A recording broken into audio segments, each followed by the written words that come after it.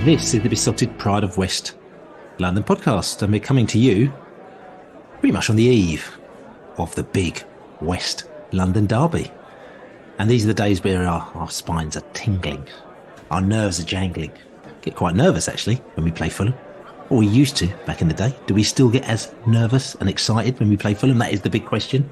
We might be talking about that on this podcast. I'm Billy Grant, and I'm sitting here in the virtual joint with my man Laney in the house. How are you?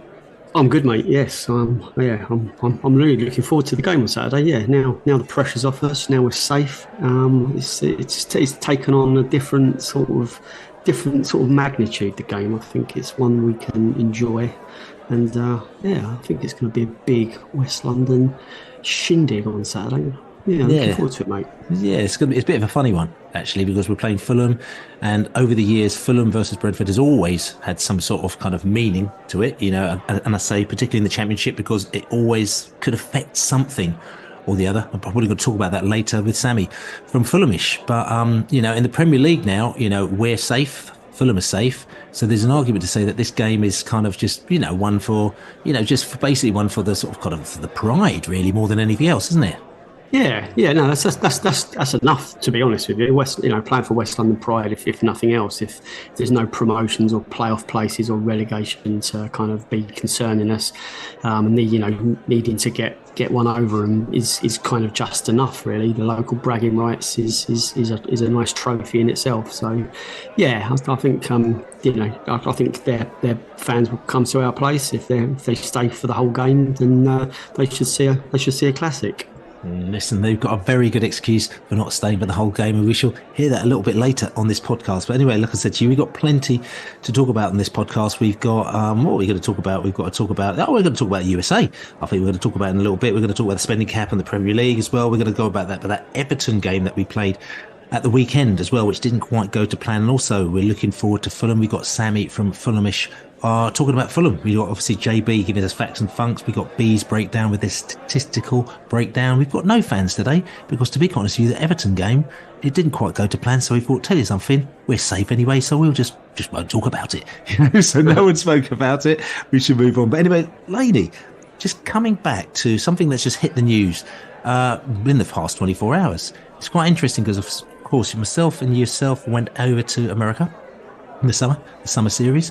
Reason why we went over to America, we thought, this is the new adventure in our life. We support Brentford, they've got the Premier League, and all of a sudden we've been invited on a US tour. This is something that we can dream of, when we were in the sort of the second division, the third division, the fourth division. So as all Brentford fans did, or not all, but a lot of them, who had to take the time off from work and probably sort of scrape a little bit of cash, said, we're going to go and see Brentford play in their first kind of proper international kind of US tour. So we went over there.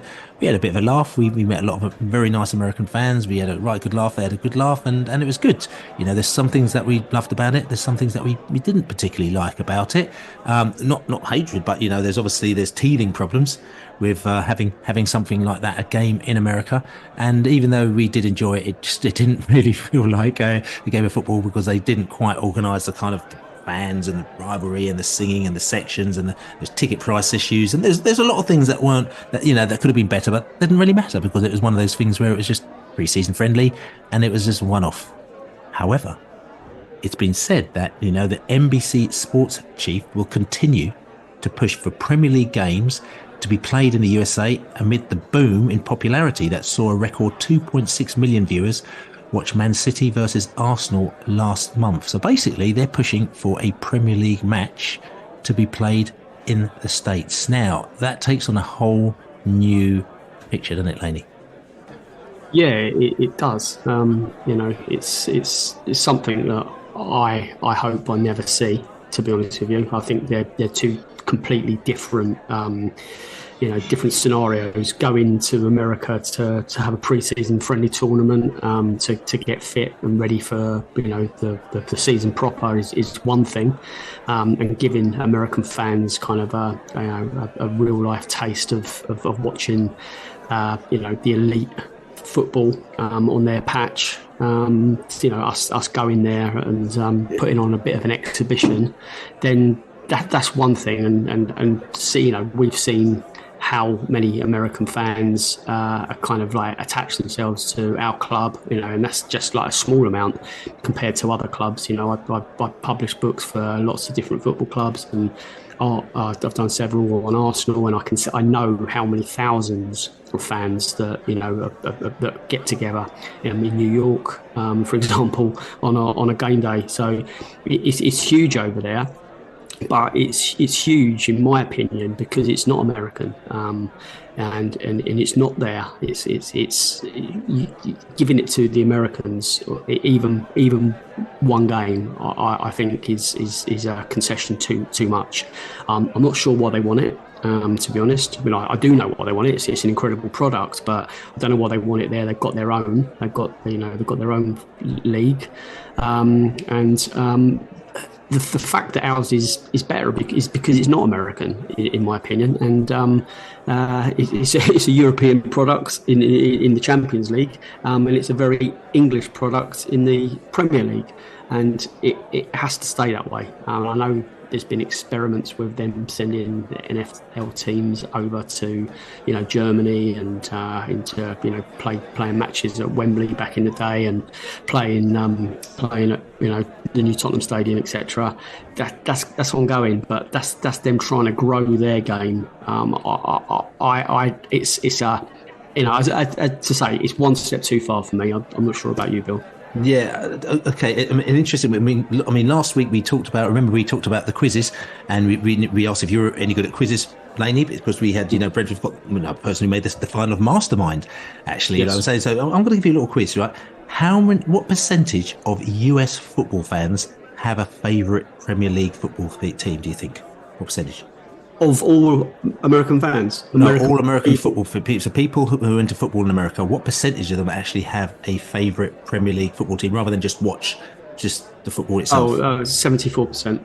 74%, of course, that's the magic number. You're not quite there, actually. It's 48%. So basically half of US football fans actually have a Premier League football team. So they'll say, I support Bournemouth, I support Brentford, I support Crystal Palace, actually, which is actually sort of quite a big number, because it's interesting as well. If you've been out there and you see kind of how it works, we speak to American fans, what the Premier League has done is very different out there to over in the UK, because over in the UK, the Premier League, there's still a bit of a love-hate relationship with them. They started in 1992. Some people feel that the Premier League, even though, there's some great football that's being played, they've also ruined the game to a certain extent because they don't think about the fans enough. There's the switching of the games. There's a lot of money that's come in. They don't feel that the money has dripped down to the lower leagues enough, which has helped to build up the Premier League to where it is. So there's a lot of issues where a lot of people actually don't particularly, they're not massively fond of the Premier League as such. They're more fond of their team, and the fact that the team is part of the Premier League, they're sort of proud of that. But at the end of the day, there's a lot of people that say at the end of the day, look, I support my team, and wherever my team is going to be, I support them. Whereas in America, they're all into Premier League, and it's almost like it's like a cult. It's like a sort of kind of cool cult to be part of. And for you to go out and buy a Premier League shirt, like not necessarily a team shirt, but any Premier League shirt, which costs 120 quid, that for them is a kind of it's like a badge that they actually kind of wear. So the Premier League has gone out there and it's actively kind of promoted its brand. So when you speak to people, they say, we love Premier League, whereas we'll go, I love Brentford, I love West Ham, I love Crystal Palace. Completely different scenario altogether. So for me, I could see kind of where this was going. So it's interesting, we went out there for the summer series, and we met a lot of people that are saying, I'm going to go and watch a Premier League, game because, Newcastle were playing Aston Villa, and at the same time we were playing whoever else we were. How many people do you think turned up? There were 9 games over 7 days. How many people do you think turned up over those 9 games, Laney?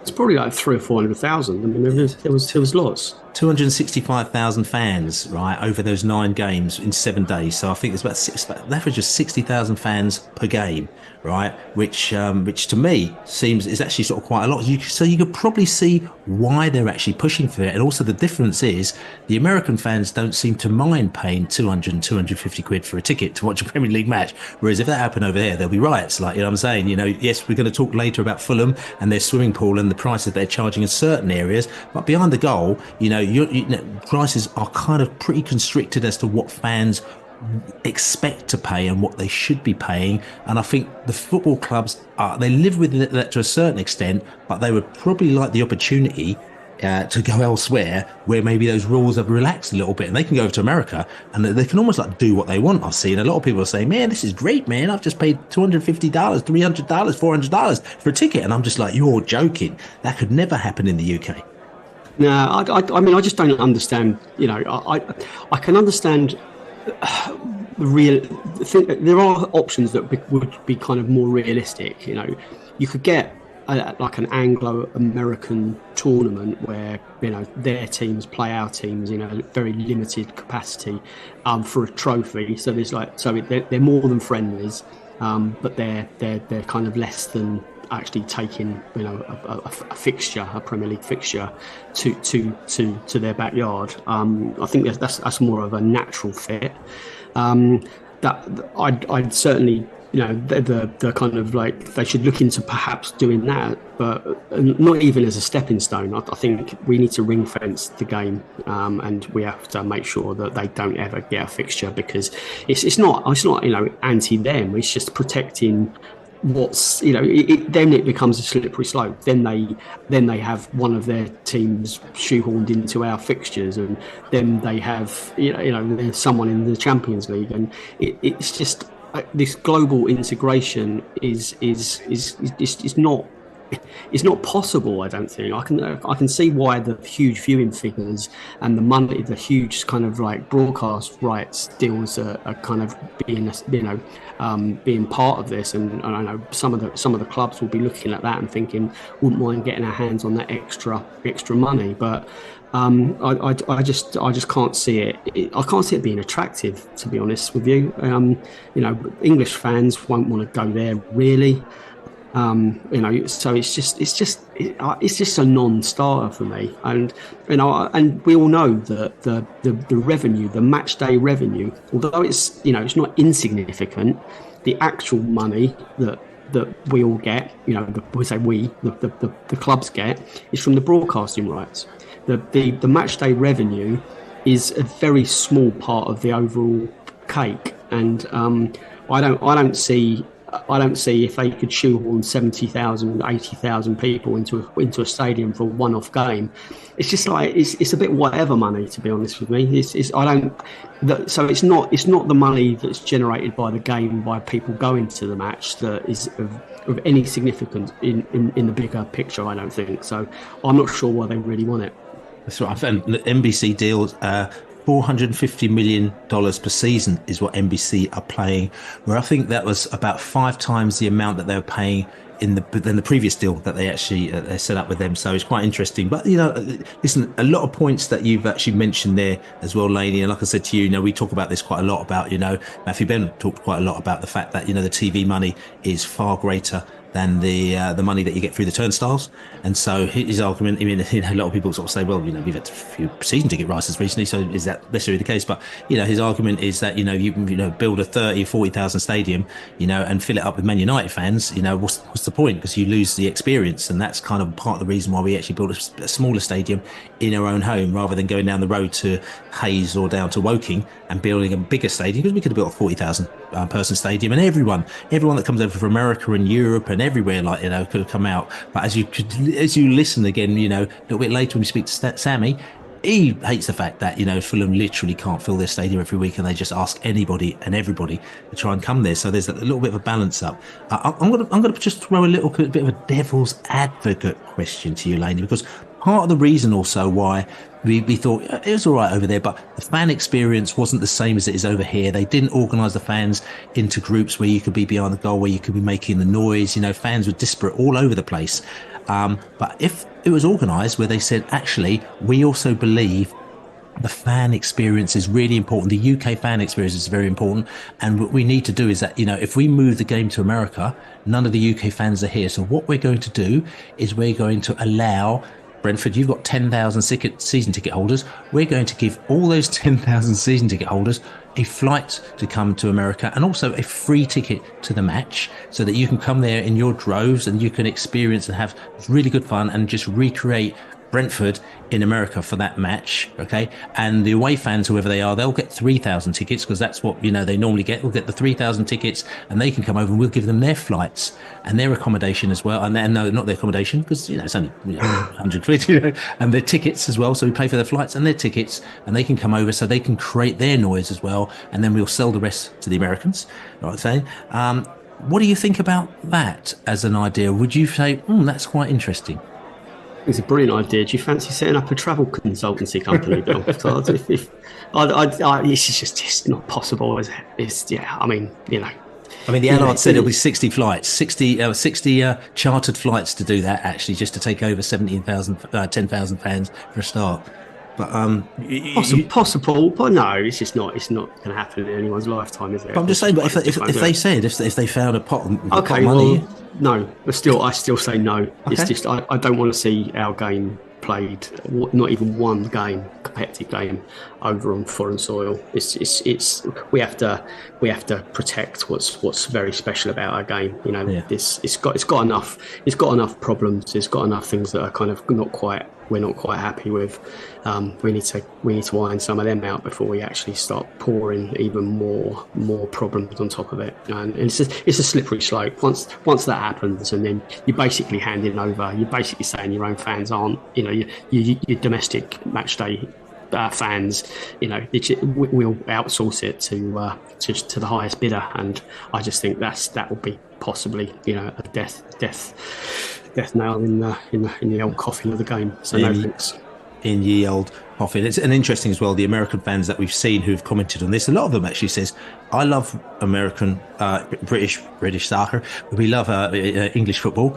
However, we don't want it to come to America because the thing that we like about it is it's over in England, and we like the idea that it's kind of like that makes it actually quite special. As soon as you bring it over here, it loses that special touch." So I've seen quite a few Americans like that, and a lot of them sort of say when we actually like the idea of coming over to England. I think there's a few of them saying, "Oh, it'll be really great that I can actually watch a soccer game near to me rather than actually having to fly over to England."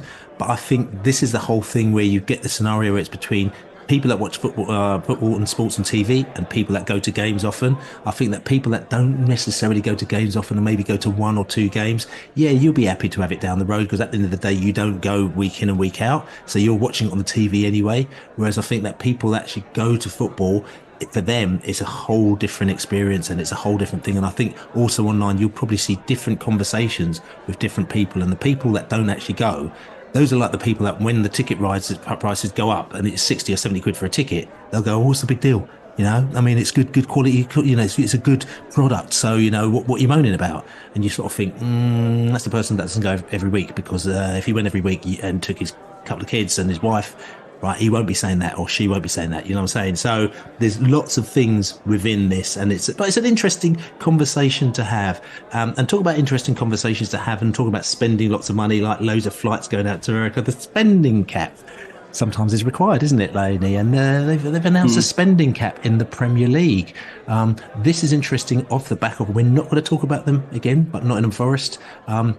Who have spent too much money, and we've talked about that, and the fact is that they've moaned saying, why should we not be allowed to spend lots of money when it's them spending the money, but when it's somebody else they start moaning about it. But that's not the point. But now the Premier League is saying we're going to be bringing a spending cap in the 24-25 season, which means that in effect teams will be limited by a factor of the lowest TV income in the Premier League. So whatever team gets the lowest TV income, they'll factor it by an amount. Some people say it's going to be 4, maybe 4.5, maybe 5, and then that is the most amount of money you can spend. Now, the Premier League clubs they've agreed to it. They seem to be very happy with it. There's only actually 4 clubs that voted against it: Man United, Man City, Villa and Chelsea, who are basically saying we spend what we want, but they got capped. That got just outed. I thought it was interesting to start off with, and till I got the calculator out, and I just thought, actually, I'm not sure how good this is going to be for a team like Brentford, because if you make a calculation and the TV money is about 100, 120, 110 million pounds a year, and you do that, so the cap will be maybe about 400, 450, maybe 500 million pounds a year. And we don't spend anywhere near that. So there's only going to be one or two clubs maybe that might go anywhere near that. So kind of what's it really doing is the question. Yeah, the four teams or four clubs that kind of, you know, well, the proposal was really just to investigate whether the logistics of it, and they've basically said they don't want it to be looked into, which it's just a bit odd. I mean, it wasn't a proposal to actually implement it straight away. It was just to look into the feasibility of such a scheme, and they said no, they don't even want that to happen. And as you rightly say, if it's 4.5 or 5 times the lowest TV revenue of, then it's still approaching £500 million a year for your spending cap. So that only really does affect Chelsea and one or two others. I mean, them really. So I think anything really. I mean, it doesn't seem to be going far enough. If I'm honest with you, anything that kind of narrows the disparity and makes the playing field leveler, I think is better for the game. But it just doesn't seem to be the way the game's going. There seems to be more and more clubs that just feel that they, because they're owned by nation states, some of them, and their spending power is colossal. They feel they should be able to spend whatever they want to achieve success. And there's still talk about Chelsea and Man City being hauled through the courts, and possibly sanctions and titles being stripped and all kinds of things potentially that may happen to them. That doesn't seem to be getting any closer for them to be meted out some sort of justice. But I don't see the harm in looking into it, and if it again protects clubs, and stops them going bust. Everton look like they're in a death throes at the moment. They're more bad news. The 777 takeover, the company that were supposedly taken over, they're in huge financial troubles. They're restructuring their debt. The airline that they own went bust in Australia this week. They've defaulted on payments of loans. They owe something like £500 million to appear quite complex. When I put it complex with bunny ears, some people use the word shady, but there's complicated financial setups and shell accounts in all parts of Cayman, and this is like a Wonga kind of loan scheme for Everton, and they're defaulting on that. They can't make their payments. So if it helps stops that happening in the future, then this wage cap, this spending cap can't be anything other than a good idea. But it doesn't look like it's going to happen, mate. Yeah, well, again, we'll see. I mean, some people are saying that it's another thing that they put out there to try and for the Premier League to sort of convince that we don't need an independent regulator because we're dealing with things all ourselves, But like I said to you, I can't see the benefit of it. I mean, I can see the benefit of doing it, and I think it's meant to be in place beside other things that are still going on as well. But I don't see the major benefit to Brentford as such, and maybe it's thrown in there just in case another club gets bought out by a country. I mean, there was talk about Man United getting bought out by Qatar at some stage. I think it was, or was it Abu Dhabi? I can't remember what it was, but just things like that where they're thinking this is going to get ridiculous, where you're going to basically get countries kind of trying to outdo another country to see who can spend the most to get the most players in and the most money in to get the best team. Even though, as I keep saying, it's not how much you spend, it's how you spend it. If certain clubs spend badly, they can have as much money as possible, but spend it badly, aka Nottingham Forest, you know what I'm saying? But still, if you've got that money and you're able to spend it well, which obviously Man City have eventually down the line, it will make you a better club. But what's the point? What's the point of even being there?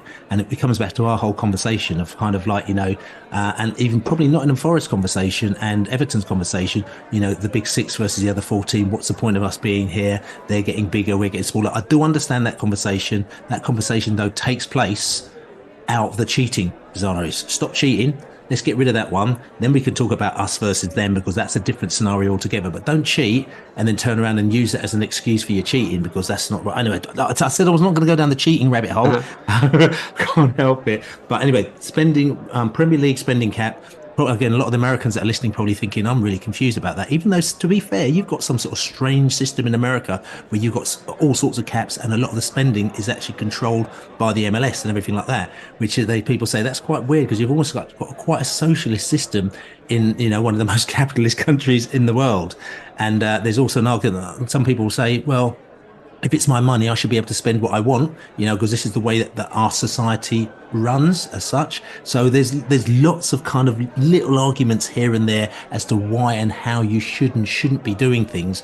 For me, the biggest argument is it for the best of the game, the whole game itself, or is it just best for one person? So we talk about selfish mode as opposed to kind of community, everybody mode. And us coming from the divisions that we come from, we are very community mode sort of kind of minded people, and so are a lot of the clubs that we know. But we know that there's a lot of clubs who are very selfish minded people, and what I find disappointing is when clubs move from being a sort of a club like us, and then they start to get a little bit money or they get bigger, they move from being community moded to selfish moded, and I find that very, very disappointing. They do it very quickly, because all they do is that they see the trophies and they think, I'll do anything for a trophy. I'll give up all my morals just for a trophy. And for me, that ain't right. Stick by the morals and just try and do things the right way. In it right, Laney? Yes. Indeed. And with all this talk of America, I mean, we talked about Nashville, we talked about the summer series, we've talked about American owners owning British clubs, we've talked about British teams going over to America, we talked about the Americans trying to get the 39th game, as they call it, with the English games played in America. A lot of American activity going on at the moment now. There's rumour, and I'm going to say to you, it's only rumour, and Besotted don't like putting out rumours as well, but like I said to you, as we're talking about America, thought we may as well mention it.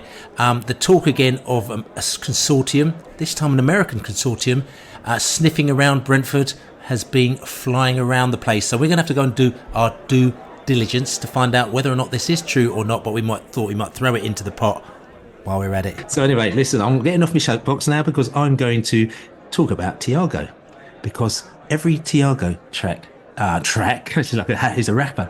Every Thiago goal or non-goal, every time we've spoken about him recently, that Igor Thiago, the player that we've signed from Belgium, but he actually hasn't come to us. We left him out there to try and actually make his name. And he hadn't scored a goal since we signed him in January, and he was getting all sorts of grief from the Belgians. But he's finally scored a goal, not only one goal, but 2 goals, isn't he, Laney? Yeah, he's found his shooting boots again, and he's got a good chance of helping Bruges get to the final of the Europa Conference. They're playing Fiorentina tonight in the first leg, and he could say goodbye to Bruges in style. I think he's missed a penalty as well recently. But yeah, I think from the Belgian journalist that is helping me write this Vincent Kompany book at the moment. He says he's still young. There's ups and downs, but we've said on this podcast before, we haven't bought him necessarily because of his goal scoring at Bruges. We've seen obviously that's a factor, but it's what we can do with him once he's arrived at Jersey Road, and once he's pulled on a Brentford shirt and he's playing for us. That's why we've bought him. It's what we can turn him into. It's how we can develop him, and we're supremely confident that he can achieve greater things at Brentford in the Premier League than even he has done for Bruges. So I think it's important. I think he's coming over early. That's what I've heard. I think he's coming over for early training. He's going to meet up before the current squad come back from their summer break. I think he's going to kind of try and come over here and integrate quickly. So it looks like he's taking that move seriously. I'm really excited to move into this kind of post Ivan Toney era and to start next season, firing on all cylinders with a strong fit squad again, and also very excited about what else we're going to do business-wise in the summer. So, yeah, 3 games to go, then we can kind of look forward to next season and get rid of what's been a bit of a toothache of a year, isn't it? That's right. That's right. So yeah, he scored in the last minute in the game against Genk. And also, like I said to you, they're in this sort of funny little league that they do at the back end of their season where they're actually top of the league at the moment now. I think they've got 3 more games to go. And I don't even know quite how it works. But, basically, they're kind of going for their championship as well, Bruges as well. So it's all going mighty swimmingly for Bruges and Thiago as well. And if you're at the game on Saturday as well, come and say hello to my friend Fernando. Okay, and he's basically, I met him at the World Cup in Brazil. He gave me and Spanish Dave a lift when we came out the stadium for England's last game, we needed to get up to Recife to go and see Germany versus the USA. Bring the USA back into it as well, and the traffic was horrendous, and we just sort of started hitchhiking, and we were like, look, give us a lift, we need to get to the airport. And this guy just pulled up and goes, hey man, pull in my car. And it's like my mate Fernando, never knew him before, and he just gave us a lift to our hotel from the station, from the stadium, and then he gave us a lift to the hotel, to the airport. And so we got up to Recife, had a great time, and kept in touch as you do, and bumped into again in Qatar. And it's great. And he's come over to England and he's been doing a tour of castles, right? He's come over with his wife and he's been going up and down the country, just visiting castles all over the place. He's been to Inverness, he's been to Edinburgh, I might take him to Windsor Castle on Friday night. He's been everywhere for a whole month. I said to him, mate, I'm not being funny, mate, but once you've seen one castle, you've seen them all. But he was potty for it. So he's gone on castle tour, so that's it. Been to the Elephant and Castle? I'll tell you something. Maybe I might bring you to Elephant and Castle actually, maybe on Sunday before he goes back on Monday as well. He'll probably be very disappointed with that one, Yeah, I think he will. I think he will. There's a good chance he will be. Yeah, that's right. So, but anyway, the reason why I mentioned Fernando is that he said that he supports Atletico Mineiro. If anyone knows anything about Brazilian football, I know we got the Brazilian B. Who listens to this podcast as well, and he knows a lot about Brazilian football. And they won their equivalent of the Premier League for the first time in just ridiculous amount of years, probably like a Leicester City type scenario this year. So he was very, very happy. I think it was either last season or the season before. So, and their biggest rivals are Cruzeiro and Thiago used to play for Cruzeiro, so he knows Thiago as well. So he said to me, very good player. Cruzeiro, badly managed. Probably they sort of Nottingham Forest themselves right up. So they've been a bit of a pickle on Cruzeiro. So that's probably part of the reason why they had to sell him. But he said he's a very good player. So if you listen to the post-match podcast, because he's coming to the game on Saturday against Fulham, we may get him on and get him to talk about Thiago, and you can hear Fernando. And if you're down by the river as well, we'll go down by the river early on Saturday. Just come and say hello, and say hello to Fernando, the Brazilian. I'll be in the Globe as well. Say hello to Fernando, the Brazilian. But anyway, talk about Recife. Last thing, the last link. It's a wicked little link, this as well. Somebody else who I actually met for the first time in the World Cup as well, and then he was also out in Recife, and I bumped into him in Recife, is a character called Chris, the Wild Bee as well. Lovely bloke. And we talked about him, unfortunately he died a couple of weeks ago, the day before the Man United game. Really sad. A lot of bees know him anyway. He had a good send-off a couple of days ago in Surbiton. We all went down there for his send-off. Good to see lots of bees down there. I'm not going to mention all your names because I'm going to miss somebody else out. I'm going to get upset. But like I said to you, loads of bees out there. Really good to see you all. Good to see the Wild Bee good send off. They had the darts because he plays darts as well. People turn up in their red and white scarves and red and white ties and all sorts of stuff. So good little send off that, Laney, wasn't it? Yeah, it was a lovely afternoon. Obviously sad while we were all together, but the wake in the pub afterwards, what I went to, it was just full of like dyed in the wall, home and away Brentford fans from as long ago as I can remember, that had all come together to pay their respects to one of our own. He was, Wild Bee was literally everywhere we ever went. He was there. He was every game, home and away. He'd be in the same pubs, and we'd always have a chat with him. And him and his buddies would travel up and down the country, win, lose, whatever form we were on, they'd be there. And it's a sad day to lose someone as loyal as he was. So it's great to raise our glasses and pay our respects to, as I said, to one of our own. Yeah, and lovely sort of kind of send off.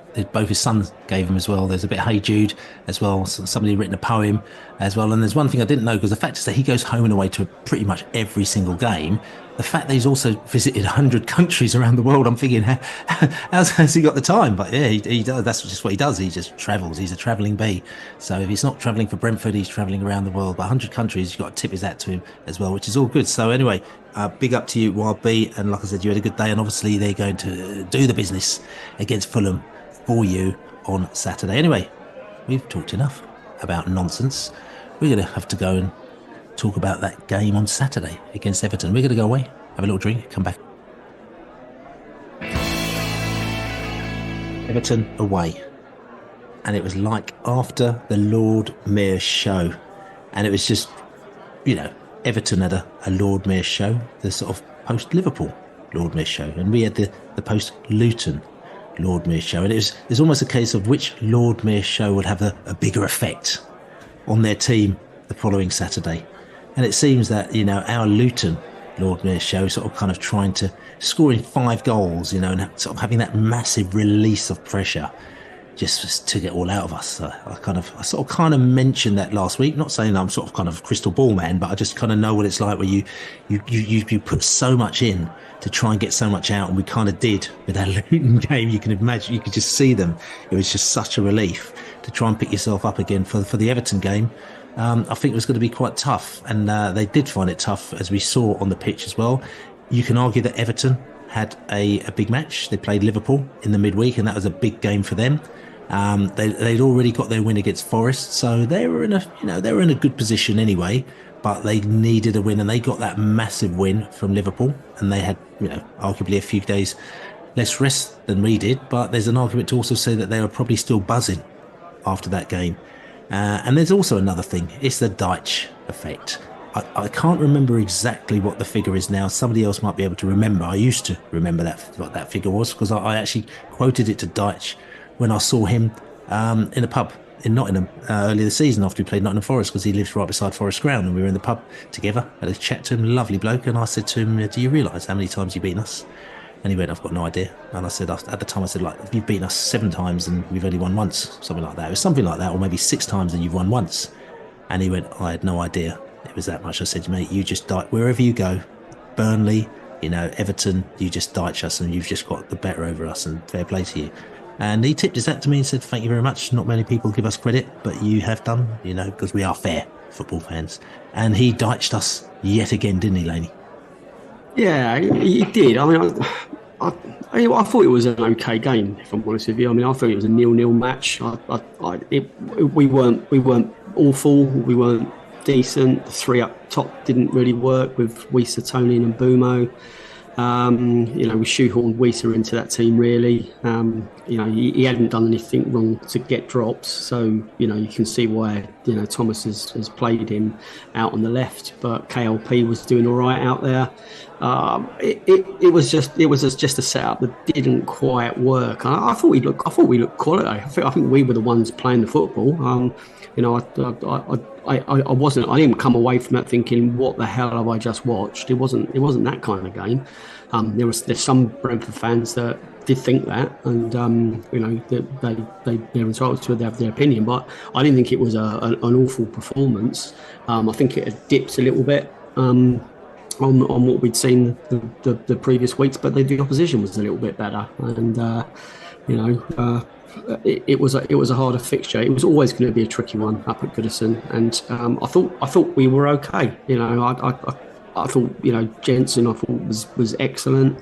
At the back, we coped with most of what they chucked at us, and it was pretty 0-0-y. That's what I thought. And then when I walking out after the final whistle, I just said to myself, how have we lost that? I didn't really know how we lost it. I thought it was another draw, and I think that would have been fair. And I'm not seeing. I don't think it's undone all the good work of the previous weeks. It was just, you do lose games at this level, and Everton got a bit lucky. I think they've won three on the trot. and fair play to them under the pressure they're under. So they're safe, we're safe. I don't think you can really read too much more into it at this stage of the season. I don't think it wasn't like both teams had their foot off the gas. I think both teams wanted to win it. But for us, it just didn't quite. We didn't quite get that kind of like potency up top. Tony looked off of it. If I'm honest with you, didn't really do anything at all. So we'll see what happens on Saturday. Whether we go with him to start with again, he's got another week of fitness. Or whether we see Wisa back in a more central role, we'll find out. But at least we've got options now. But I'm hoping that we can say goodbye to Tony with a little bit more kind of celebration, and then it's kind of splutter into a close. Otherwise, isn't it? Yeah, I mean, it's interesting because you said that they crowbarred Wisa in. There's other people that turn around and say to you, well, actually, Wisa was crowbarred out, and why did he change, in effect, a winning team, Norgard came back, but in effect, why did you change a winning formation where you got Mbumo, Wisa, and Lewis Potter, in the side, sort of causing all sorts of problems at Luton? And they changed that. And did you think that maybe that is a little bit unfair, or do you think we have to start Tony? Because at the end of the day, we don't really have to do anything. And this is not disrespect on Tony. I'm just sort of saying, we don't have to do anything. And do you think that was a little bit of a disrespect on the players who had smashed Luton, basically? You can argue the case both ways. I don't think that's the case necessarily. I mean, in hindsight, yeah, you would have stuck to the team that finished, started at Luton and did so well. But we waited for so long to be able to pick our A team, our best team. He's not been able to do that for a while, so you can't blame him if Tony's fit. You would want him all day long, being your number 9, stroke number 17. Playing at the top, and Brian obviously on the right. The question is whether if KLP was the one to feel hard done by. We're always going to upset people, and it's a situation that we're going to have to we'll hopefully see more of. People, we can't get all of our better players when they're available in 11 places on the team. So, yeah, it was harsh on Wisa to be pushed out wide, harsh on KLP to be dropped to the bench. But you can understand why Thomas has done it, because he wants to. He obviously thought that was his strongest team, and I can't blame him for that. Yeah, just on the match itself, it was actually fairly even. Possession-wise, we had slightly more possession than Everton, 52-48. We're going to have the Gowler, Jacob Gowler from TheBee's breakdown, who's going to give more stats and statistical knowledge and also tactical knowledge a little bit later. But I'm just giving you the sort of little lowdown here. But also on the XG front, we actually had slightly more. We had 0.88 to their 0.86. So it was pretty even Stevens all around on the sort of chance, the quality of chance creation front, which I think, for me, that is actually really, really important. The fact that, we're sitting down there, we didn't get the result, and you think, oh no, but then you look at it, you think, actually, it was fairly even Stevens. Then if you look at the game itself, it's almost like they took their chance, whereas we didn't take our chances, maybe half chances or 2/3 chances, which are out there. So I think that was kind of, I think that's kind of where it was at, really. But but just coming back to it just quickly on that match, Everton, they created a high number of chances relative to possession and also from set pieces. They were caught offside offered. They favoured long shots and had a high shot frequency when in possession. We stole the ball from the opposition, and that was it, really. We were poor at finishing. A really good indicator, though, we normally do, is that when we're all over somebody, you can see it. We're all over the who scored. Everton top performers: Jordan Pickford, Tarkowski, McNeil, Goye and Ashley Young. The top 5 performers were all Everton players. So I think that kind of probably sums up where we are. So, for me, Laney, there's not much else to talk about that Everton game, because it's just one of those ones where it was after the Lord Mayor's show, things didn't quite go to plan. We lost it 1-0, and then I couldn't get up to Everton, but I actually watched it in an Everton bar, which was actually put out full of Everton fans just off Oxford Street, which was actually quite interesting. As I walked in with my Brentford top on with a badge showing, and it just went silent. It was like one of those sort of cowboy movies, and I just put my pint down and just looked among them and watched the game, and they didn't say anything until they had a couple of points during the second half of the match. So I'll tell you something, like I said to you, Everton game, sometimes things just don't go to plan. But there's somebody that always picks things up. He was in Everton for the weekend as well, JB. He was there, collating more facts and more funk.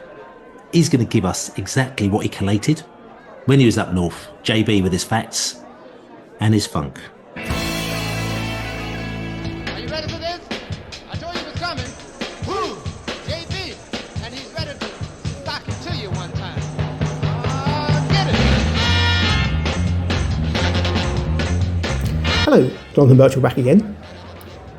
20 times in this millennium, we've won a league game by scoring 5 or more goals, and gone into the next league game full of hope. But the reality is, we then lost 50% of those. So the Everton result was highly likely.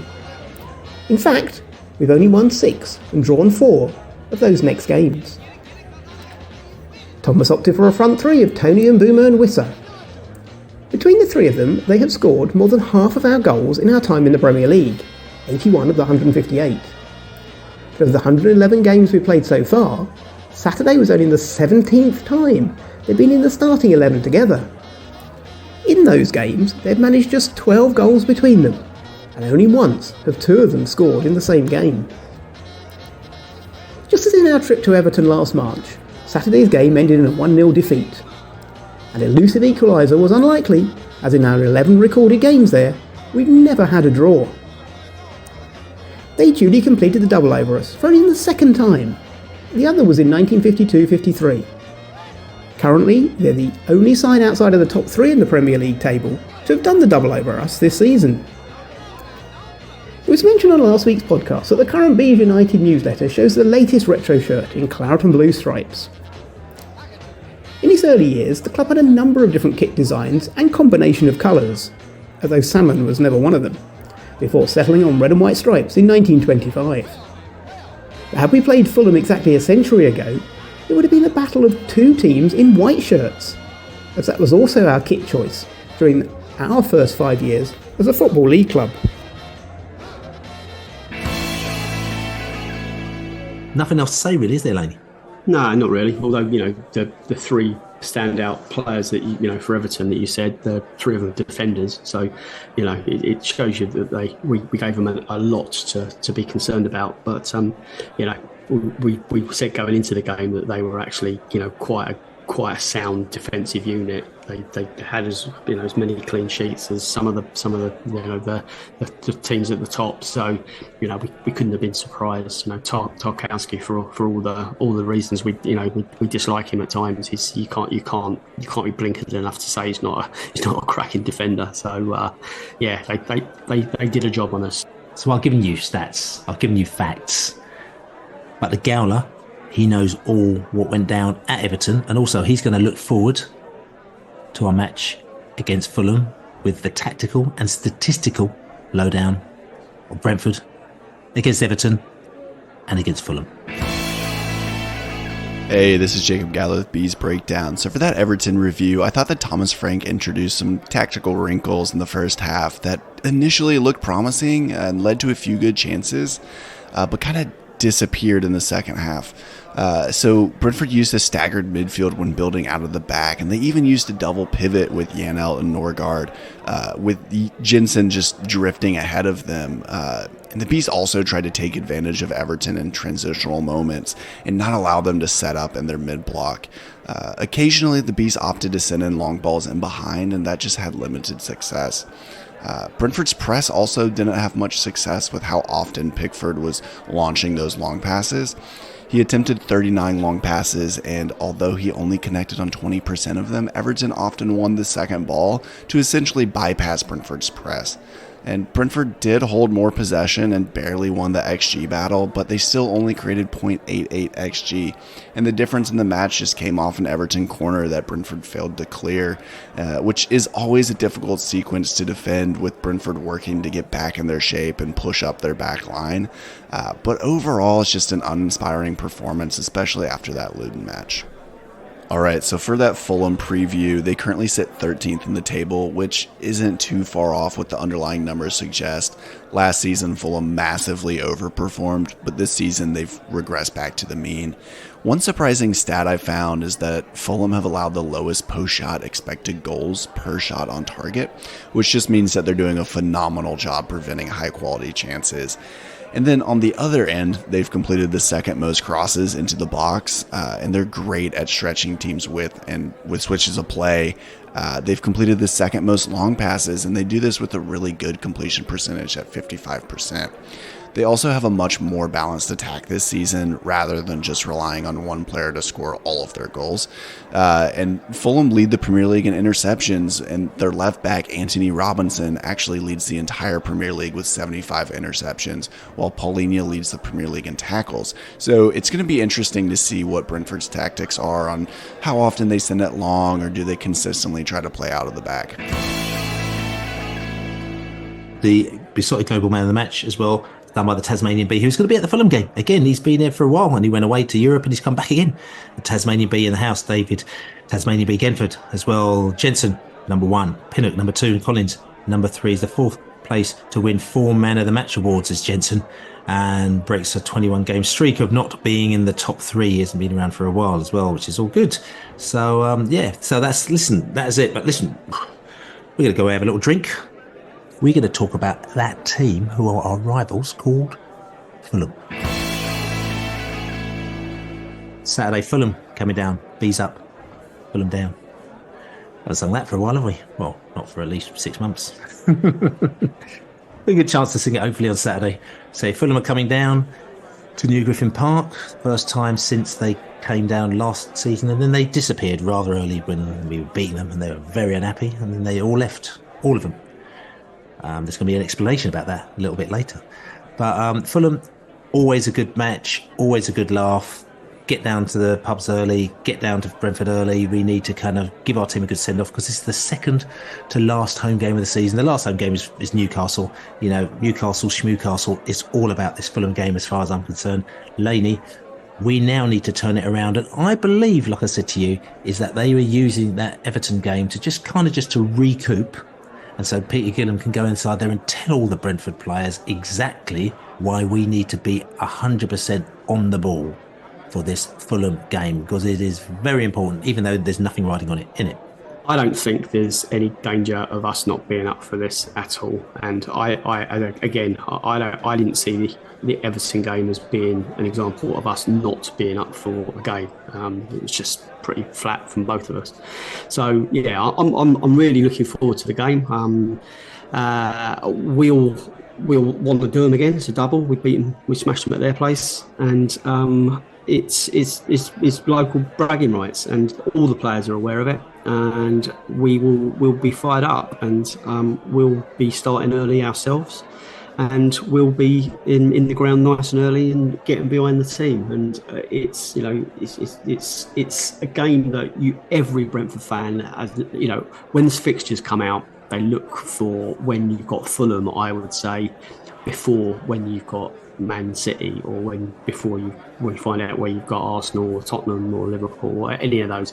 That's the first game I always look for. When do we play Fulham? So this is our chance to rub their noses in it, and I think we stand a good chance of doing that. They're not in bad nick, and we're not in bad nick, and it's got all the makings of an actual West London classic, I think. So really looking forward to it, mate. Right, yeah, definitely looking forward to it. And what I'm looking forward to is actually chatting to Sammy from Fulhamish, because we haven't spoken to him for quite a while. Let's go over to West London, or that part of London, wherever they may be, and let's talk to Sammy from the Fulhamish. So, big game Saturday, 3 o'clock kickoff, which is a bit unusual for some. Not used to that in the Premier League, actually. And I'll tell you what, back in the day, and we start to sound a little bit old school now, actually. Back in the day, when we were in the Championship, and we used to play this team every single week, the F word, the Fulham. And to be fair, we got a little bit of a vibe going on with our rival podcast, or our, guest podcast, Fulhamish. Sammy from Fulhamish used to come on the podcast at least twice a year. We used to go down the pub together, we used to drink together, we used to take the piss out of each other, and we still do that as well. But then when the Premier League came, the COVID came, and then the Premier League came, and then all this new technology came in, and that kind of went out the window. And I was thinking to myself, hold on a second, I miss this, because Sammy, we actually haven't been in the same zone for quite a while. So we thought, let's get him on to the Besotted podcast to find out exactly what is going on. We've got Sammy from Fulhamish in the house. Sammy, how are you? I'm good, thanks, Billy. Nice to be back on. Good to have you on as well. And the thing is, I've got you on as well because I know that there's certain things that you'd like to air as well, because having this one-way conversation where you actually kind of put your audio down means that we don't have a two-way conversation. I know there's a few things that have happened over the past few games that you probably wanted to get off your chest, but you couldn't get off your chest. So this will give you the opportunity to do that, and I'm sure that makes you feel very happy. Oh, delighted. Honestly, I've been waiting. There's a few invitations that I'm waiting for in my life. Maybe like some sort of MBE one day, but still the letters that come through from Billy TheBee of Besotted Podcast, we need to hear from you, are still the most the biggest honour that I get in my year. Sarcasm gets you nowhere. So anyway, listen, tell you something. Let's talk about this season for you, okay? Because obviously you must be delighted. You must be very happy with this season. Just talk us through your season. Yeah, it has been good. It was a really shaky start, and you guys were a fairly significant part of that. But actually, we have gone on and had a really solid Premier League campaign. I think you can look at the league table and see that we're 13th and think, well, it's not kind of been that good. But there have been some real highs this year. Last season was really good, and we've got more points, and we finished higher in the league. We're not going to get as high as 10th like we did last year, but we were slightly flat track bullies last year. We beat all the sides in the relegation zone, we beat the sides above the relegation zone, and we lost to everyone that was inside the top 7, which was good, and it was a very consistent way of enjoying your football. But I think we came into this campaign being like, be nice to beat one of the big boys, and actually we've come into this year and we've really shown that we can mix it with every team in this league. We've taken 4 points off Arsenal. We beat Spurs 3-0 at home. We went to United and won. We went all the way to the Carabao Cup semi-final and were a goal away from getting extra time against Liverpool. Not all of it. Yeah, there's been lots of highs to this season. It's been annoying about our inconsistency that has meant that we are in 13th. I think this Fulham team on their day is good enough to be in the top 10, but we are a little bit inconsistent. We still haven't had 3 wins in a row, for example, this season. We just seem to struggle to actually put a run of wins together. But considering everything that happened, we lost Mitrovic. It was a bit of a tumultuous summer. We very nearly lost Polina. We had a pretty poor start. I'd take it. Ultimately, in the Premier League, safety is the number one goal. And the sooner that you can achieve safety, I think, is a barometer of how well your season's gone, unless you are in that kind of top 6, 7, maybe arguably 8 if you include Newcastle and Villa. Oh, yeah, okay. And I mean, Marco Silva, obviously, we talked about him before, but you've had more time to sort of kind of just find out what he's like and what he's doing for you. And I'm taking it you must be even more delighted with Marco Silva, considering, the managers that you've had over the past few years. Oh, yeah. I mean, I think he is the greatest manager since Roy, and he's getting close to that level of Roy, really. I mean, obviously Roy always will have the I got to Europa League final in his back pocket, and that will always probably trump card anything that Marco Silva does until maybe a trophy lift. But still, the level of what Marco Silva has brought to Fulham, the style of play, the ambition that he shows, the way he's improved a lot of this team. There's still quite a few players here that were in the Championship with Fulham, and he's improved them to become Premier League caliber players. I mean, you only got to see what he's done this season with Rodrigo Muniz. Is all testament to the skill and expertise of Marco Silva, and I believe that our two clubs have probably two of the kind of standout managers in the bottom half of the league. I think that I find it surprising that more clubs aren't linked with our managers, but I think also both Thomas Frank and Marco Silva understand what they've got, and it's got to be an extraordinary offer in terms of either stature or potentially money to lure them away from what they have, which is a stable, ambitious, exciting Premier League club to manage. Yeah, I mean, we're saying the same thing as well. A lot of people talk, linking Thomas Frank every now and again with sort of Liverpool and that, and I think to a certain extent we just turn around and we just poo-poo it a little bit because we think that Thomas Frank, probably like Silva as well, knows where his bread is buttered, and he's seen too many managers leave see the grass is greener on the other side and go, oh no, actually, to be quite honest with you, all the stuff that's around me that's actually helped me do my job, I haven't got that anymore, and it makes my job a little bit harder. So actually they get a little bit rumbled as well. So but listen, I mean, talking about the Premier League, Brentford and Fulham, okay, I mean, like I said to you, our rivalry was quite, I think so, it's fairly big in the Championship. Initially when you came in the Championship, a lot of Fulham fans were like, why the hell are Brentford like literally just on us the whole time? And you couldn't understand the rivalry. And it took a little bit of time for us to get under your skin. I think it probably took quite a few, basically constant victories every season for us to get under your skin. And you were like, okay, right now we really hate Brentford. So we had the scenario where we were beating you had the playoff win, we came back, we went up, you went down, the Bees up, Fulham down, as they call it. Now we're in the Premier League, and we're kind of a mid-table-ish side, and you're a mid-table-ish side. It's a bit boring now, actually. Do you think, or have I got it wrong? Is that because it's not been quite so good for Brentford this season? No. Well, listen. I'll tell you something, mate. Considering the amount of the tumultuous amount of injuries that we've had this season, I thought we've done really well to actually not even dip into the relegation zone. So I'm quite happy, to be quite honest with you, as it is. But I'm saying more a case of we've got a game here on Saturday. Yes, of course, there's going to be the songs, there's going to be the jibing. We want to really beat you. You want to beat us. But it's just kind of lost that little bit of an edge at the moment, don't you think? I think that there's circumstances. I do understand what you're saying. I do think it's weird the way that these two fixtures were scheduled, for it to be the second game of the season and then the third last is quite weird. It's a long time since we played you. It was August. So we're talking about 9 months since, and that's not normal. I can't think of another team that we've had that long a gap against in the league. So, and the fact that it was so long ago this season that we played you, we've each gone on our own kind of separate seasons and not come together. I think probably come Saturday. And also, look, we're now going into this game, and there's not much riding on it now. There's a bit of pride, but nothing's riding on it in terms of any positions. Whereas maybe if we'd have met you in, let's say, November, February, for example, both games would have had much more feeling like it rode on it, because it might be the difference between us going on a big run or marching into Europe or setting you closest to the relegation zone. We know that, I think Fulham fans had seen this game for a long part of this season. I think it's safe to say you were in, at some points, looking like you were going to be in a dogfight.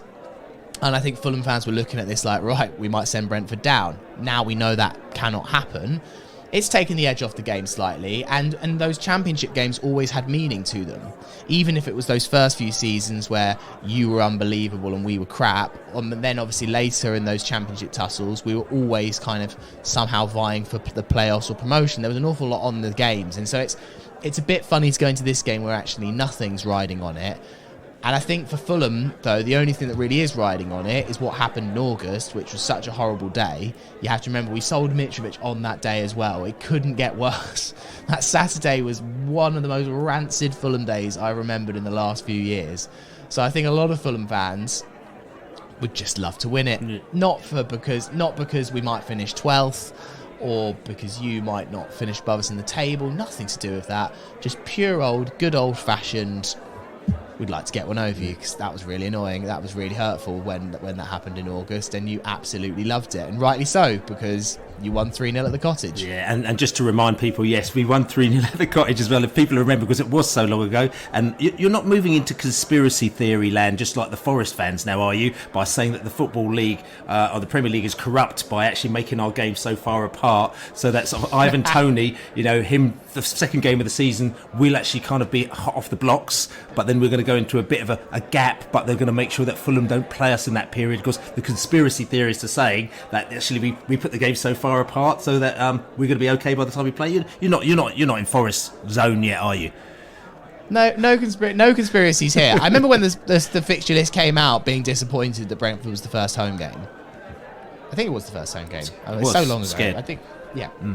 And I remember, because also it was early on last season as well, and I was a little bit like, oh man, there's something about August games where, like, second game of the season, not much riding. I wanted Brentford a little bit later in the season. It was a bit too early for what is, the match that, whilst Chelsea is always our kind of like big day out, I think that there is much more anticipation about the Brentford derbies, because there's something to play for on both sides. Both sides care.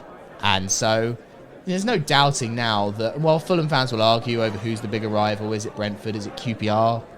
Some people still live in that world, I don't know why. Is it Chelsea? For me, like, I think Jack put it well as, like, Chelsea's the game you most want to win, and Brentford's the game you don't want to lose, basically. Like, that's how I see it. Like, Chelsea is so fun to win. It's seismic. I know for you guys, it's got, the shine's probably come off of it because you do it every flipping season. But, like, for us, a win at Stamford Bridge would be the greatest thing that Fulham's ever done. And whilst, just beating Brentford's just like, just don't lose. Just make sure you get through it. That's what it is for me. Yeah. And also the other thing is, that's one thing you said to me as well. I remember you said to me, I don't understand. Every time we play you, you're always up for it. It doesn't really matter what league position you're in, you're always up for it. And we're never, I say not never, but, in general you said we're never up for it in the same way. And you were kind of trying to fathom this out. I mean, we explained to you, like, how Peter Gillam used to sit down with the players and explain to them about the history about Brentford and Fulham, and the fact is almost like, if you're going to lose every single game this season, don't lose this one. But there is an element of that going on as well. Do you still think that is the same, or do you think now it's kind of evened itself out? Maybe. What, from a Brentford point of view? Well, I think I think so. Yeah. I still think this game matters. I think it's just been a long time, and it's over a year since we've been to the G-Tech as well, and that was a painful evening. But also, similar to the last season, you lost that first game of the season at our place. It was a 90th minute winner, and you guys were up for it just for getting one back over us. I think it's a well-matched match at Derby. It's one of the best matched, I think, in the Premier League. And whilst television companies don't want anything to do with it because it doesn't affect the title race or the relegation race, I get it. I think it's generally a really good match. Like, nearly always, there is something there to watch and that is entertaining, and there are generally goals. So for Fulham fans going forward this season, I think you can ask nearly all Fulham fans. There's 3 games left, and actually there's 3 big games in terms of the rest of the league. We have City at home, so we could, Arsenal fans would be desperate for us to win that or get a draw, because we could genuinely affect the title race. And then we've got Luton away, so we have a massive say in the title race and the relegation race. Ask any Fulham fan which game they want to win. It's this mid-table tussle against Brentford. Yeah, no, I'm saying that as well. Just talking about, tell you something. I want to talk to you about, there's a few issues going on with yourself, Ashley. I mean, I know we have a last and everything like that, but also, Ashley, tell you something. We'll talk about that. You mentioned last year, okay? Last year's game. Listen, let's just settle this here and now, right? We played you last year, okay? At our place, the result went very nicely. Right, okay, we were up for it again last season, which was a night game, and like I said, the vibes are really good. But what has really confused everybody, and it was the talking point in the post-match podcast, and it was the talking point for weeks afterwards. Fulham fans, when we scored that goal fairly late in the game, but there was still 10 minutes to go, you literally all left. And when I say all left, like literally the whole end, so the whole 2,000 or whatever it is of the Fulham fans in that end left, and there's only about 10 or 15 of you left. So when you scored the final goal, it was really weird because we saw the ball hit the back of the net, but there was no sound. And everyone thought, oh, what's that all about then? And now, I know you're defending the fact that the Fulham fans left before the end, but I still don't get that, because I understand 50 or 100 or 150, but literally 1,985 fans leaving before the end of the match. Sammy, come on. You can't justify that, mate. Come on. I wasn't going to bring this up, but as you do. Right. I am going to be, with my smartphone, if we're 2-3-0 up on Saturday, I am going to be filming the Brentford ends and seeing if anyone leaves. But there's anyone and there's everyone. There's a difference. But it wasn't everyone, Billy. It was it was a normal amount of fans on a Monday night that just thought, we're 3-1 down and we ain't winning. Whether Carlos Vinicius scored in the literal last second of the game was kind of irrelevant. And look, yes, you sometimes get your comeuppance for leaving a football game early. How many examples are there over the years of I mean, we saw it when Manchester United played Coventry. They thought that the Coventry had won it, and fans left and didn't see Man United win on penalties. Like, these kind of stories are 10 a penny of fans leaving too early. But I still maintain it was a Monday night in March, and everyone's got a house to go to, and everyone's got work in the morning. It's not that far. Why would it's not that far. It's Fulham. Well, it depends where you live. It depends where you live, Billy. I bet you. Right, I was at West. So we were at West Ham a couple of weeks ago. Fulham were 2-0 up. There was about 12 minutes of injury time because of an injury to a West Ham youngster. We were 2-0 up. West Ham were never winning that match. Not in a month. They could have played for another 2 days. They weren't scoring. Fulham were 2-0 up. That place emptied like I've never seen it empty before. And it's just because people are like, well, you know, West Ham's a difficult place to get back from, and they go catch the train. Did we take the piss out of them? Did we sing Is There a Fire Drill and all of that stuff? Yeah. But I'm not actually questioning it. It's just normal human behaviour. I've got a really long journey home. It's already quite late. My team's doing shit. We're never going to win. I don't see it being... And if we're 2 or 3-0 up, there will be Brentford fans leaving your stadium on Saturday. But not all of Guaranteed. them. But not all. My issue is not all of them. It was the most amazing thing that I've ever seen in my life, because and we won't go on. We've still got other things to talk about. But literally, everybody left, and it was just brilliant. It was like a magician had just put a powder puff on the Fulham end, and then bing, you all disappeared. But fair play. And I understand, and I wanted to give you a little bit of comment because I know you wanted to explain last season on the podcast, but it wasn't the time because we wanted more time to take the piss out of you, basically. But no, fair enough though. Okay, you've given us your point of view, which is all good. But let me come back and talk to you about slightly more, not say serious issues as well. But at Fulham, you've got a few issues around ticketing, and I know, like, as football fans, even though, like I said to you, we go out and take the piss out of each other, but also we've all got common causes that we go out and we try to defend, and we come together and defend. And I know that you've got a lot of issues with regarding ticket prices at your club that you're not particularly happy with, and you're not necessarily a club that is constantly on the kind of picket line and constantly having a go at your club about certain things. You're normally fairly kind of content with things. So for you to get off, and start and making noises about things like this, to me, I'm thinking they certainly must not be happy. No, we're not. I mean, season ticket renewal prices have come out, and I think actually it's shown that the Fulham fan base is a pretty fair one. It's a 4% rise, and most people are saying, like, wow, that's quite good. I mean, there's part of me, it feels a bit like an abusive relationship where we've been battered and battered and battered, and so we're going like, oh, thank God it's only 4%. Oh, isn't that wonderful? But it is, like, right, it's 4%, it's 4%. It's basically inflation. Like, you can't be writing angry letters and flying a plane over the stadium over 4%. But, match day ticket prices at Fulham are obscene. The cheapest ticket in the Hammersmith end for the Manchester City game next weekend is £71. That's behind the goal. Putney End is the same.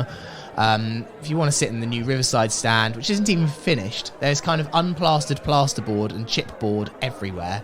You're talking £150 to watch a football match, individual. And, Brentford has always been quite a big part of these discussions because we know that we are in a really congested area for football, and that Brentford has always been pretty reasonable. And look, I know that actually I was interested to see your supporters trust have some concerns about ticket price rises and stuff at Brentford. I was like, wow, if it's affecting Brentford, then we really have gone, this is much wider than just a Fulham issue.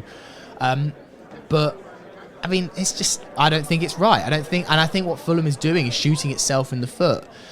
We kind of are treating this as if Fulham's this football club that has infinite fans, like we're an Arsenal or a Liverpool or a Spurs that could fill Craven Cottage 5 times over. And that's the way the club kind of talk to us. They talk to us about supply and demand. We don't sell out games. You can buy a game for Man City right now. You might have to buy a membership and all of the other stuff. It might be a couple of hoops to jump through. But if you want to go to Man City next week really badly and sit in the Hammersmith end, you've never been to Fulham before, that option is available to you, because we don't sell out the stadiums. We don't sell out all our away allocations. It's pretty easy to get an away ticket. It wasn't easy to get this one, but at most get away games. If you want to go to Wolves, no one's stopping you. You could never have been to a Fulham game in your life. You could probably get a Wolves away ticket. We're acting as if we have completed it, as if we're a mega club, and we're not. And so when you see the competition that's directly on our door, that you can go watch Premier League football at Brentford for much, much cheaper as your introductory price, then that's why Fulham fans are so worried, because we will get relegated one day. We all get relegated. You'll get relegated, we'll get relegated. None of us are going to be in the Premier League forever. Fulham's probably one day going to be back in League One, League Two. Like, it's the cycle of football. But we should be making hay while the sun shines and growing our fan base. And that's not what Fulham are doing. We just simply go, well, there's lots of people that come into London for a weekend who will pay anything to watch a Premier League match, so we're just going to charge high whack. It doesn't matter if they ever come again. We've filled the profit target for this week. So, yippee, pat on the back, job done. That person that's organising this and killing this club will have left Fulham in 2 years and be on to another job as a revenue officer somewhere. It's so short term, and I think is what happens when you don't have an owner like you have, who really cares about the club. The Khans don't really care. They've invested a lot of money, but they don't care as if they're fans. They don't view it with the prism of being fans. They view it with the prism of being owners. And all of the words that they said when we first bought Fulham of we're going to be custodians and all of that has just gone so far out the window. We're just another one of their franchises, and I don't personally think they're doing a great job. On the pitch, great. Off the pitch, shambles. So I'm just going to ask the question then. Do you think? I mean, there's some people that turn around and say, "Well, Fulham fans can afford it anyway," because, you're far more well off than we are. Okay, I'll just have to say to you that, but other people might say, actually, maybe Khan's doing it to pay for your new swimming pool that you're building on the edge of the river. What's that all about? I mean, Fulham are. Apparently they've got plans to build this whole stand with a swimming pool and all sorts of stuff going on. I mean, some people might think this sounds really great, but do you think this is deviating from kind of where things should be?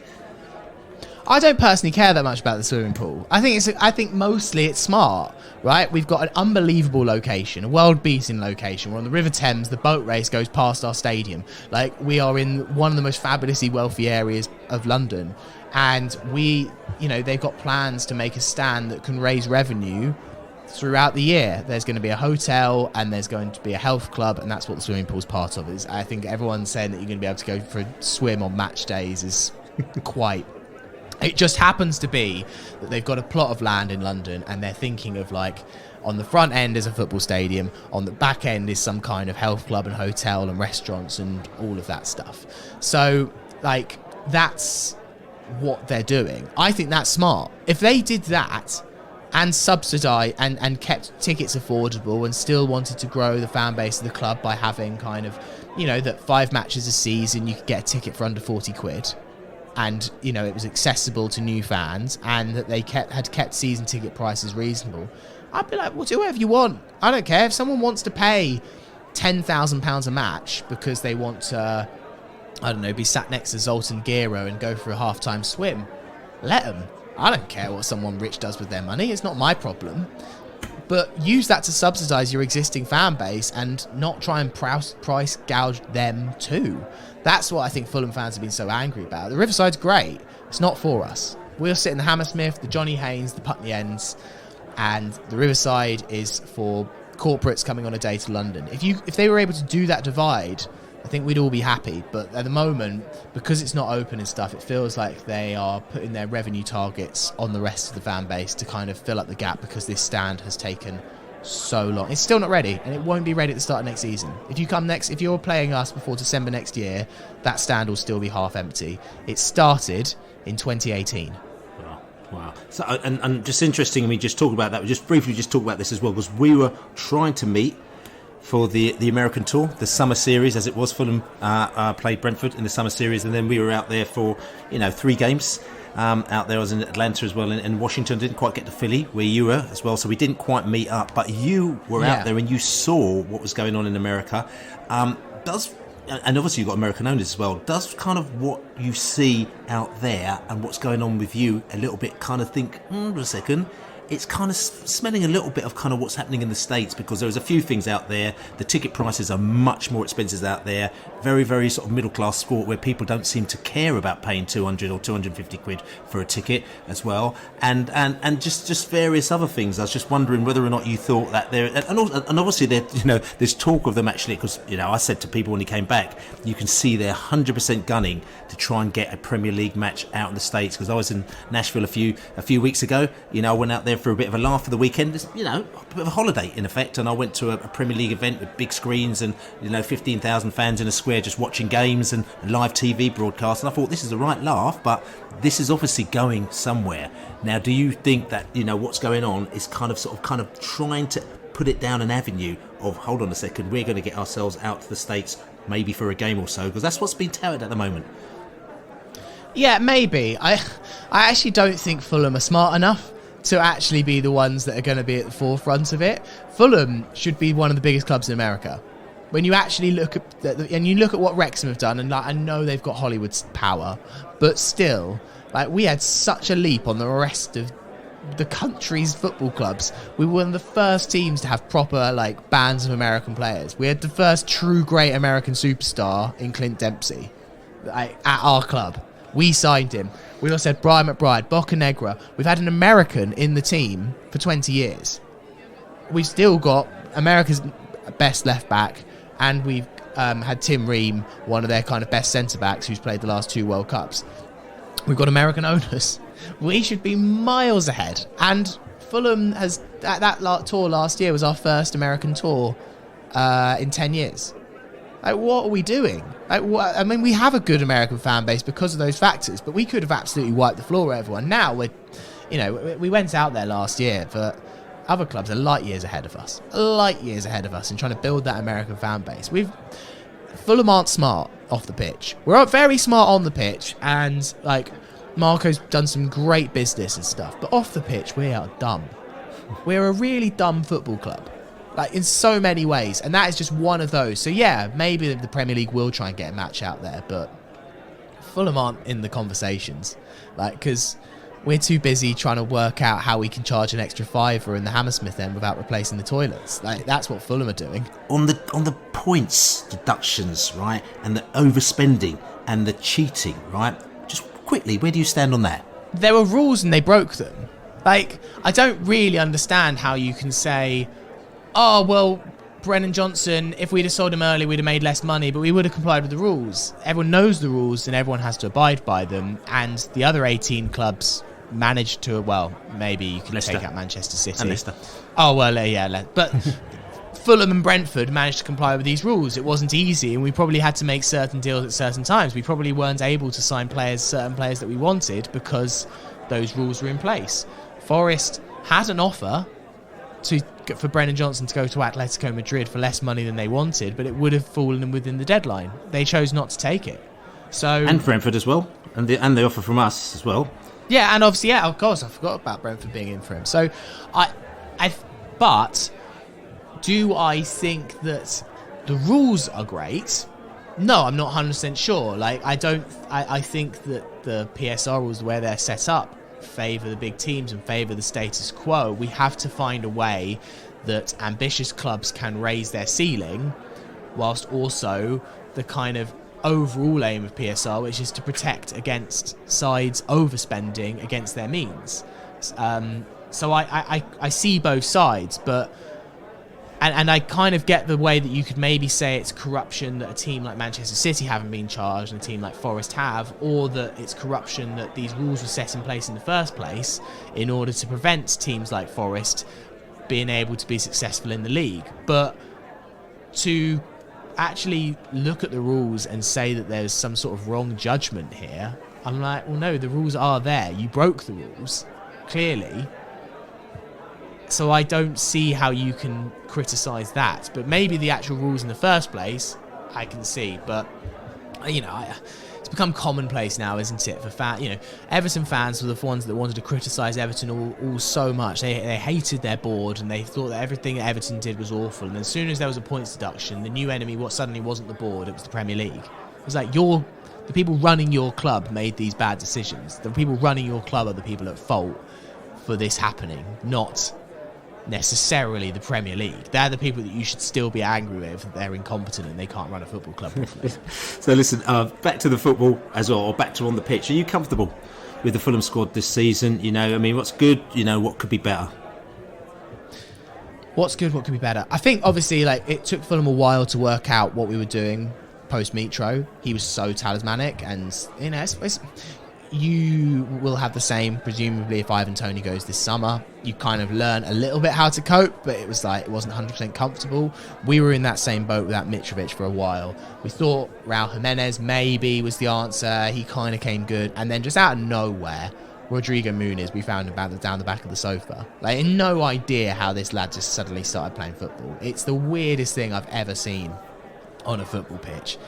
We bought Armando Broja on transfer deadline day in January. Broja and Muniz hadn't scored a Premier League goal, and then we signed Broja as this kind of he's going to take your place because he's proven in so much Premier League striker, and Muniz scored 8 goals in 8 games. I've never seen anything like it. It was just this ridiculous run, and not only that, he is contributing so much to the team. In some ways his hold-up play is better than Mitrovic. He is the real deal, and you might have seen the scissors kick that he scored against Sheffield United. It's just out of this world. So that's been a real coup for Fulham this season, as we found probably our new number 9 to replace Mitrovic, who fits the system. He's brilliant. And then the rest of the team, look, I think we've still got a great spine. Bernd Leno in goal. Calvin Bassey's great at centre-back. We've still got João Palhinha. He's not as good as he was last season, but he's still, one of the better defensive midfield players probably in the league. And then we've got a mishmash of kind of all-right attacking players, but not necessarily loads to write home about. You've got Willian still just about doing the business, Andreas Pereira, Alex Iwobi, all have good days, bad days, indifferent days. And our fullbacks, Robinson and Castagna, are good too. Tosin is leaving, and he won't play on Saturday now. It looks like he's going to go to Newcastle on a free, so we've kind of got him out of the team, because if he doesn't want to be part of the club next season, then good riddance. So Issa Diop will come in to partner Bassey. We're in a pretty solid place, but we still need a little bit of investment, particularly kind of on the wings and the positions behind the striker, really, I think, to kick on and make sure that going forward we always have ways of scoring. Sometimes on our day we can be magnificent. You saw that with the 2-5-0 wins that we had this season over Nottingham Forest and West Ham in successive game weeks. We can be blistering on our day, but we also just can be horribly inconsistent and just pull out 3 out of 10 out of nowhere. So I'm sure that's what you'll be hoping we do on Saturday, and I'm obviously hoping for one of the 10 out of 10. That's right, and of course, and I'm just going to sort of not correct you, but I'll just throw it in there as well. I know everyone turns around about injuries, and I'm just going to just put it out there as well that we actually started, I thought, very well. Okay, we had a couple of draws this season, but we were looking very well considering Tony had left. It was when Rico Henry left as well, got injured as well, and then obviously Aaron Hickey injured as well, and then we had Sharda got injured as well, and then Mbeumo got injured. We basically lost all our pace, we lost all our defence, literally all that lot went, and when we lost our pace, particularly a side that plays like us, we kind of lost a bit of our USP, and that really, and for me, Rico Henry disappearing off the face of the earth, unfortunately, because he got injured, was much more of a worry than us not starting with Ivan Toney. I thought we were okay because we learned to handle that. So yeah, I'm just pointing out to you actually that that was the factor as opposed to other factors that kind of like, we've been swimming, against the tide very much all season, on top of all the other injuries that we've had. I know everyone else gets injuries, but it was actually quite bad. But just coming back to the game and Brentford, I mean, you've talked about the 3-0 Brentford victory earlier on this season at Craven Cottage. I'm not going to get you to describe it anymore because obviously it's a horror for you. But I'm just going to say to you, Brentford players, just who worries you, who's not injured at the moment now, and, just Brentford in general. No, and look, I definitely want to add that, like, whilst I knew that Brentford had a bad season, I think the injuries are clearly a key part. And Rico Henry, when that got announced, you were like, I remember thinking, that could be enough to send Brentford down. Like, he's that crucial. He's that good a player. I didn't think you would, but I remember when that injury came in, I was like, they're in for a tough season. Whatever happens from here on in, it's not a kind of a player that you replace either in the January market. So I think, like, we knew that the injuries had their toll, and that the Ivan Toney was a little bit of the easy answer for lots of the media to be like, oh, that's why Brentford are struggling. It's all Ivan Toney. It's like, oh, I don't think that's. He's obviously a good player. You'd rather have him on the pitch than not. But I think any of us from the sidelines can see that, like, there's a bit more to Brentford than just whether Ivan Toney can slot away a couple of nice finishes. So I still look at that front three and know that on their day, the Visser, Toney, and Bumo front three is a pretty lethal front three, like, and it caused our defence a lot of problems last season in the 3-2. I do look at the Brentford defence though and think that we can get some joy there. I think Moon is, I remember when you signed Collins, I remember not thinking that was a great signing. I've not been that impressed with him the small kind of amounts of times I've watched Brentford this season. So I look at Brentford's defence and think that we can get at it, but I also don't back us to keep a clean sheet against that front three. So that's why probably my heart would say that it will be a Fulham win, but my head says that it will be a score draw, because I think that this is two reasonably well matched teams. I think your position is slightly false, because I think if you'd have had good fitness throughout the season, I think you'd be in and around where we are points wise. But also I think Fulham can be really, really lethal on their day, and we have got some game changers within our squad. So that's why I personally, my head says the smart money is that surely a score draw. There's no chance that both teams keep a clean sheet here. We'll see. And I mean, that game back in August, I think that, like, without making excuses, like, it was one of those where I think Brentford were really good that day. I think you caught Fulham at a good time. I think Fulham were in all sorts of mess. We didn't know what was happening with Mitrovic. We hadn't really embedded our new players quickly enough, and that's part of Fulham's problem for not signing players sooner. Issa Diop had a nightmare. Obviously, Tim Ream got sent off. That was never a penalty. It was definitely never a red card if it was a penalty. You sound like a Forest fan again now. But look, it was a bad decision, and it was one of those that changed the game, because 1-0 to 2-0, then with 10 men, we were never coming back from that against a reasonably well-built Brentford side.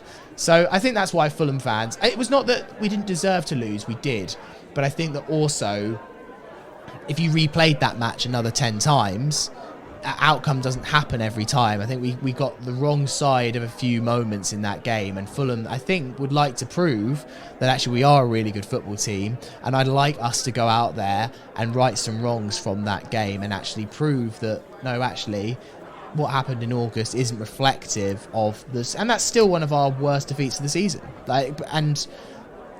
I don't think that Brentford are the best team we've faced this season. So it clearly, it was an off day for us, and it was painful to lose a derby like that and to surrender it like we did. So that's why I particularly would just love to try and make amends on Saturday, and I think the team will be up for it as well. There's been a case of slightly Fulham being on the beach in recent weeks, but I don't think they'll be on the beach for this one. Yeah, and talking about the USA game and taking the game to America, I actually watched that Fulham-Brentford game, in a bar in St. Petersburg, actually, and even the barman had his Brentford shirt on and everything like that. So, like I said to you, Brentford fans everywhere. Yeah, if you know all the Tampa posse down there, there's a load of Tampa Bees probably listening to this at the moment now, which is all good. So maybe we might have to take your Fulham mantle, your American mantle, Sammy, with the Fulham fans. But anyway, listen, you talked about score predictions, and tell you something, you probably might be right, because again, before Ethan Pinnock came back, I was actually very nervous.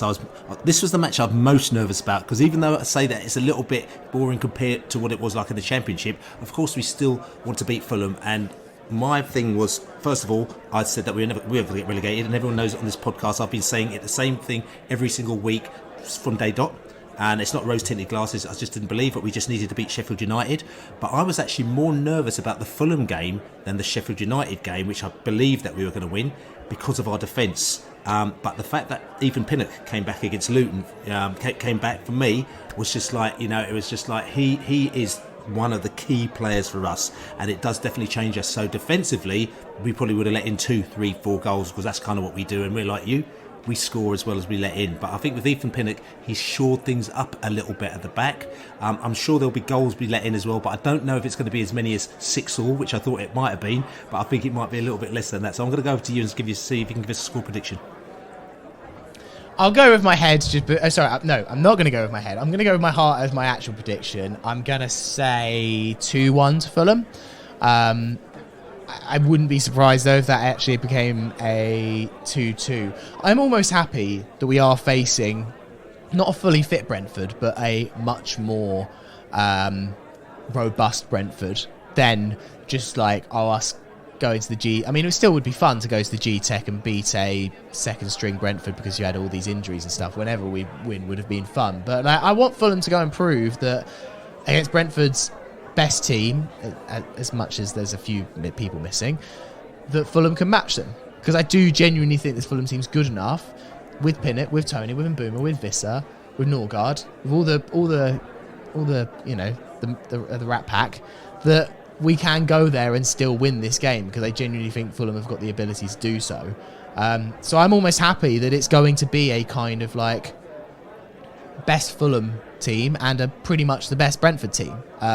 I think that will make for an entertaining game, and will kind of be the kind of final showdown for the season of what can Fulham achieve. So I'm going to go for 2-1 Fulham, because I have to be optimistic, but I wouldn't be massively surprised if it ended up being a draw. That's right. So listen, I'm going to give my score prediction a little bit later on the podcast with Laney. But listen, Sammy, it's been great chatting to you. Finally, we've got you on, and like I said to you, we've got a load of new American listeners since we've come on into the Premier League as well. Sort of loads of American listeners now. So this is your introduction to Sammy from Fulhamish as well. And the way the season's going, again, we're going to hear from you again next season as well, because we'll both be in the Premier League. Sammy, great chatting to you again. Listen, we're going to catch up with you after the game. Hopefully, that's just something. We're going down by the river, so maybe we might catch up with you for a little beer by the river before the match. You up for that? That'd be lovely. Okay, nice one, Sam. So there you go, Sammy from Fulhamish, and he seems quite chirpy, seems quite happy. Hopefully, he doesn't leave early this time. He left rather early last time with all his chums to get back to 2 minutes down the road, because it was too far for them. They were losing far too much, and they needed to get away just in case they missed the last bus, which was about 3 hours later than when they left. But don't make don't change the story just to wherever it need to be. Anyway, Laney, Yes. Fulham, Saturday. Yes. Looking forward to it. Down the river early, having a few beers. Brentford fans out. I'm going to ask you score prediction. We're going to win 3-1. Oh, and I'm going to go for a 3-2 nail biter. Oh yes. So, this is the Besotted Pride of West London podcast. Thanks for listening. It's been quite a long podcast because there's been Fulham, and we had to talk to Sammy, we had to talk to the Gowler, we had to talk to JB, we had to talk to all sorts of characters, and we had to discuss things as we do. So we sit here in our virtual joint, and then all of a sudden things just start coming out of our mouth. Don't forget to buy us a beer, besotted.com/beer. Also, don't forget to subscribe to us on all good podcast channels. If you see us on Saturday, say hello. It's good to see all these bees out there and giving us the old tip of the hat. Don't forget to say hello to my mate Fernando and his missus as well, who is over from Brazil. It's their last weekend in the UK before they go back to Brazil, and his first game in the UK as well. He's very, very excited. He's been to all the World Cups. He goes everywhere with Brazil. He's a potty Brazil fan, and he's the one that's hooked me up with all the parties. If you listen to the podcast, when I went to Qatar, he hooked us up with all the Brazilian parties. He's the one that hooked us up. So say hello to him because he's a good fellow. But anyway, like I said to you, my name's Billy, TheBee Grant, and I've got Laney in the place. Good afternoon. Good afternoon to you all. We shall see you on Saturday because we've got Fulham coming down. The Bees up, Fulham down. Come on, you Bees. Beat the Bees up, flan Fulham munchers. down. Bees up, Fulham down. Quiche. Brentford FC, come